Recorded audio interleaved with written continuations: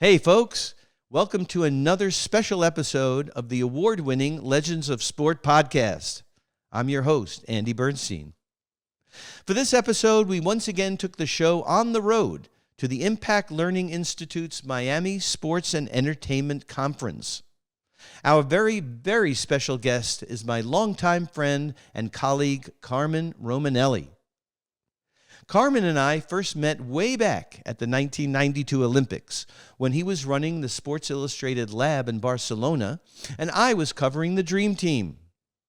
With our Jersey City and Brooklyn backgrounds and love for sports and photography, it was only natural that we bonded right away.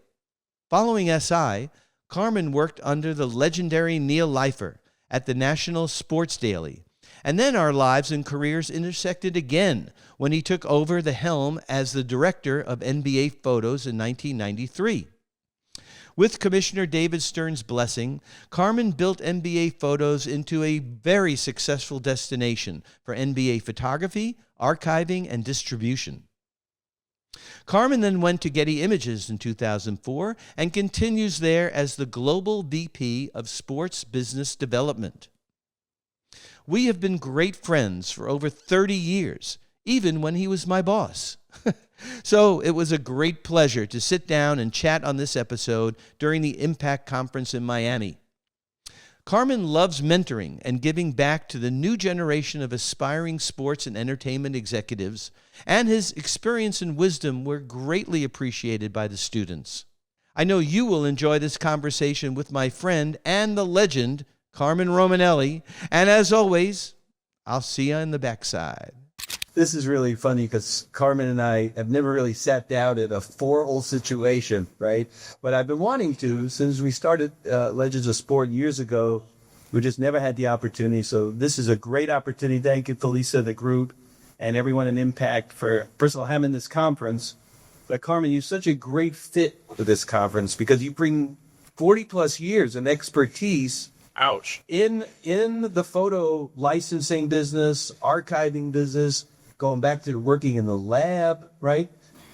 Neurotic photographer. Yeah, that keyword neurotics, and not so much managing. But anyway, you and I have traveled the world together because of our good fortune to have worked for David Stern, the NBA. NBA Photos was founded. I was a co-founder in 1986, and it was floundering, to say the least. Couldn't quite figure out what division of the NBA should run NBA Photos, first of all, who the right person was. And David Stern was about to pull the plug. And he came to Nat Butler and I and said, do you have somebody in mind? Because, this thing is on life support. And first person that came to mind for both of us simultaneously was, you got to hire Carmin Romanelli. Right? So talk about that. First of all, what year was that? It was January 1993 when I started. Wow. But the interview process, I thought I was getting David's job. Because the interview process, I had to meet with so many different people. And the last one I met with was Gary Bettman, right, who was about to go to the NHL. Yeah. And it was funny because Gary didn't even know what to ask me. So at one point I said to him, Gary, let me tell you what I think we should do with NBA Photos. He sat back and he said, I wish somebody would. And I think that's where I won him over and, nailed it down. Right. But, the reason it was floundering, not because of Andy, but because NBA, nothing but attorneys, they had lawyers running NBA Photos that didn't know anything about the photography business. Yeah, that's actually very true. So almost at the same time, NBA Entertainment had grown from basically 4 people in like a cubicle to a building in Secaucus, New Jersey. Gary Bettman said, okay, we're going to give you guys another shot. We're going to hire this guy. We're going to move you to New Jersey because you're a content, I didn't even know if the word content was a thing then, but you were creating some visual stuff, and we're just going to put you with the film department. And it was a great move. It was fortuitous, right? Oh, absolutely. And you know what? They pretty much bought into the vision that I put together for them, and then I got great support from David and the 3 VPs at NBA Entertainment. Yeah. So things were humming along. You had hired at one point, it was over 30 people, I think, working full-time for NBA Photos. And this is back in the film days, so just a little bit of background. You know, a photographer like me is shooting a game tonight in Los Angeles, or somebody's in Milwaukee or Chicago, wherever. We would bag that film up, put it in a FedEx box, and ship it to NBA Photos or to the lab in New Jersey that was working closely with NBA Photos. And sometimes we wouldn't even see our own film ever because it would go from us to FedEx to them. And then there were editors assigned to every game, pretty much, who would go through that film and you know, describe that process and what your vision was for that. You know what? That process was, people refer to it as analog. I refer to it as archaic. Now, don't get me wrong, because I loved film, processing, making prints. In a former life, I was the manager of the Time Life Color Lab, and that's where I met a lot of great photographers that I had read about when I was a kid growing up, you know, focusing in on photography. But the process was long. You know, you shot a game, the film got FedEx. Oh, actually, we used to courier the film along with videotapes. So we'd get the film the next day or the next afternoon, send it off to a lab, have to get it processed, and then it would be edited. And, you know, one of my nicknames for Andy was always Machine Gun because he shot a lot of film. Shot a lot of film. And, so you would then have to edit the film, get the selects, then we would barcode the individual selects with a specific number and initials for photographers. And then we would be in a position where we would have to duplicate them to syndicate, to distribute. And, you know, you had to work things into the archive. So we had set up a bunch of different types of files. When I got there, the archive was a mess. They couldn't find an original. I had been a customer of NBA Photos when I was the photography director at the short-lived National Sports Daily, which was the only sports daily newspaper ever in America. Didn't last too long. It was launched at a bad time in the economy. But I would say, oh, these are great images. Can you send me the originals? And they couldn't find the originals. So when I went to NBA Photos, I said, no, we're going to fix all of this. And we did. So it was very methodical how you had to file the originals under, in Andy's case, in Andy's file under his name, with everyone having a different number on it, a barcode. And we would file them, but we would duplicate them so you can access them when you were looking up slam dunk or a particular player or a particular team. And then those duplicates would be actually sent out via FedEx around the world. So think about that. It was days before images could get out there. We couldn't deal with the newspaper business because we weren't there. You know, you weren't quick enough. Newspapers needed to be, you know, in a few hours. We rapidly changed that. One of the first things we did is I made a deal with a company called PressLink where you could scan images and the images would then be available via a network. The network was slow. You know, you could only see a description of the image when you searched for it. You couldn't see the actual image until you downloaded it. Now, if you fast forward to today, what the NBA does, they actually have a high-speed network right into the arena. As soon as the photos are taken, they shoot right to New Jersey in real time. In New Jersey, they have editors working the different games. They edit the images. They put all of the caption information on it. It gets uploaded to the Getty Images site, and once it's on the site, it's reaching 30,000 editorial customers around the world. This happens in a matter of minutes compared to a matter of days. And at big events, there's times when we get a photo from the camera to the site ready to go into customers' hands in under a minute. Yeah, it's amazing. I mean, we call it as close to live coverage as we're watching a live TV game.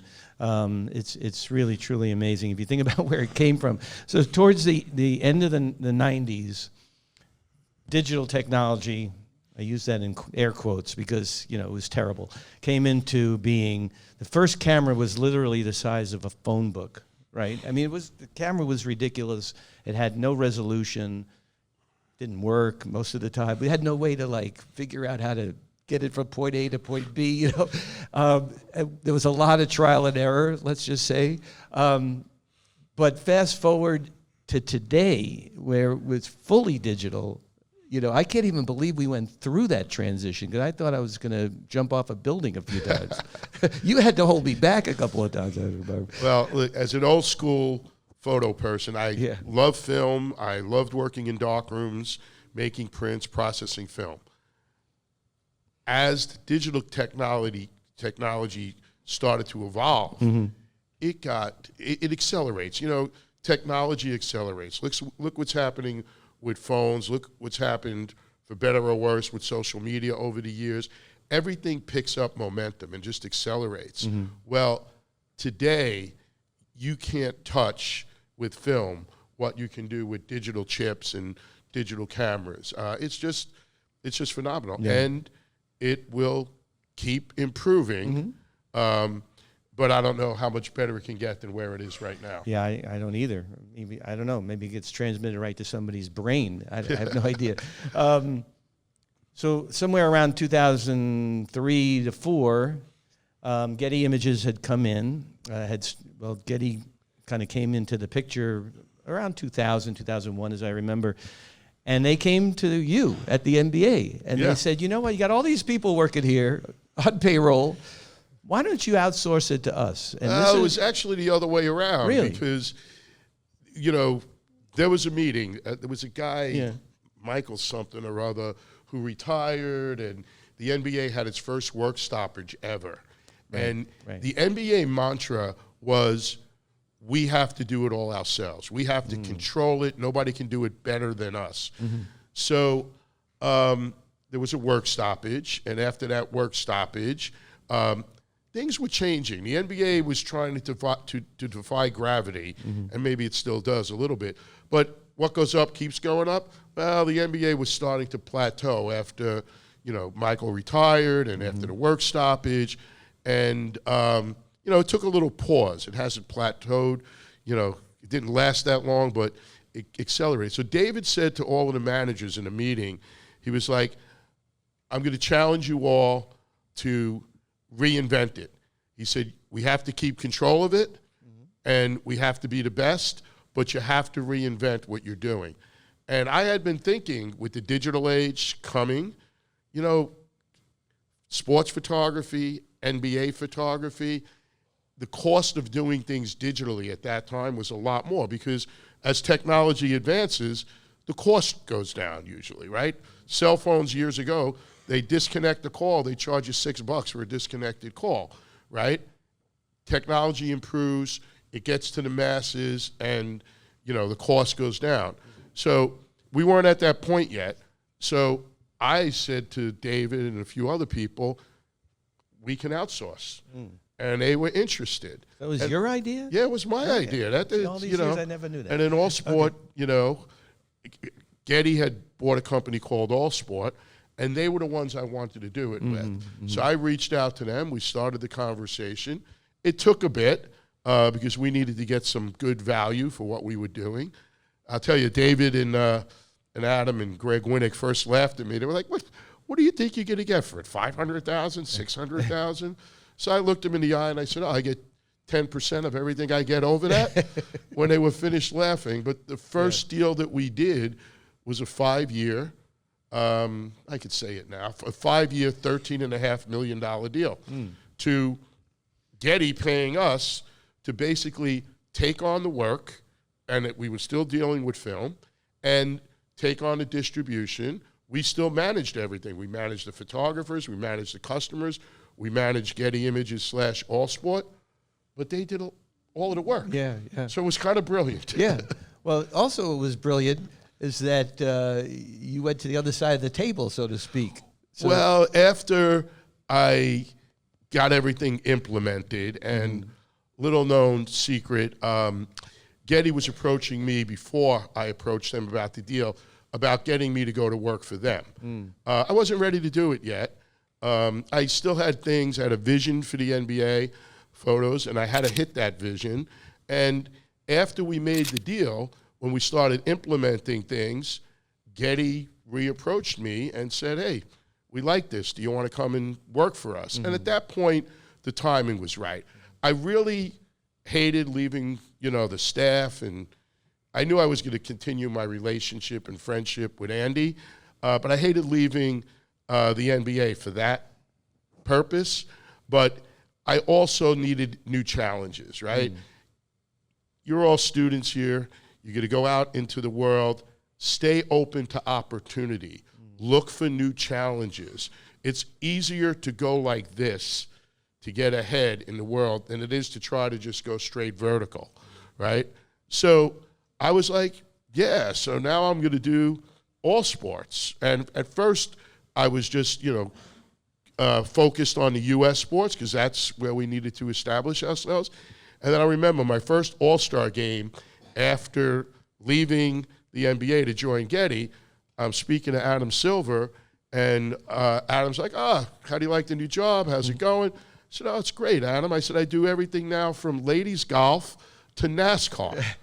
And Adam, being sharp, the Daytona 500, which is like the NASCAR Super Bowl, is on the same day as the NBA All-Star game. And Adam quickly said, yeah, but you'll be coming to the NBA All-Star game, not the Daytona 500. I said, of course, Adam, because there's a lot more zeros associated with the NBA than there is with the Daytona from a photography standpoint. Right. And when you roll up all of the numbers from a league standpoint as well. So, Carmin, the last thing I want to ask you about is your day-to-day, is your job. You wear a few hats. I mean, management, you have to manage a team. You have a whole team working. You have people above you have to report to. I know that you're the master deal maker. You love making deals. You love negotiating. Can you pinpoint one thing that you love more than the other? I mean, I know how much your team is like your family. Yes. Yeah. You know what? My kids, when they were young, and like Karan, I have 5 kids. When my kids were young and I would take them to different events and stuff like that, and they would say, Dad, what do you actually do? I said, what do you think I do? They say, well, I see you shaking hands and kissing people. And so I use that. Like when I go to events and stuff like that, I'm there like to shake hands and kiss babies, right? I love the social element of what I do. And you know what? I love the challenges. I love, having a vision, putting that vision together, and then executing that vision. So to me, that's what's key. And we've heard some things mentioned here today. Relationships. Relationships are extremely important. We've heard culture. Culture is extremely important. And, whether it's when you're in school, whether when you go out and get your first jobs, that culture surrounds you, right? And you want to try to contribute positively to that culture. That's what I really love about what I do. And as I always say, when people ask me about, my career or retiring or something, I'm like, sure beats having a real job. Because if you're passionate about what you do, not that there's not pressure, not that there's not things that you have to deliver on, but the reality is when you're passionate about what you do, it's not like working. It's like just another dimension of your life. Well, on that note, I got to thank you, my dear friend, for taking the time, being here. Thank you. Speaking to this great group. So thank you. Thank you, everybody here at the Impact Miami Conference. Well, what a special treat to sit down and chat with my dear friend Carmin on this episode. I love his insights and wisdom. Big thanks to our friends Felisa Israel, Nathan Leonard, and Sarah Shoemaker from the Impact Learning Institute for inviting me and Legends of Sport to be part of their terrific conference in Miami. Thanks to everyone at the Miami Heat and Kaseya Center for helping to make the event and this episode possible. Thanks as always to our editors Sean Gosser and Addison Shao. Extra shout out to Addison for his terrific camera work on site. Thanks, everyone, for joining us for this episode of the podcast. We absolutely love all our loyal followers. Please tell all your friends to subscribe to our YouTube channel, Legends of Sport, and our Instagram at Legends of Sport, and my photography can be found on Instagram at ADB Photo Inc. Please check out the discount link in our social media to our good friends at Muggsy. We absolutely love Muggsy's clothes, and you will too. And the discount link to our friends at You Should, the best way you should protect your skin for work, play, and everyday life. Extra big thanks to our friends at You Should, who provided their awesome shirts for our attendees at the conference. Thanks again, folks. We'll be back next week for another great episode of the Legends of Sport podcast.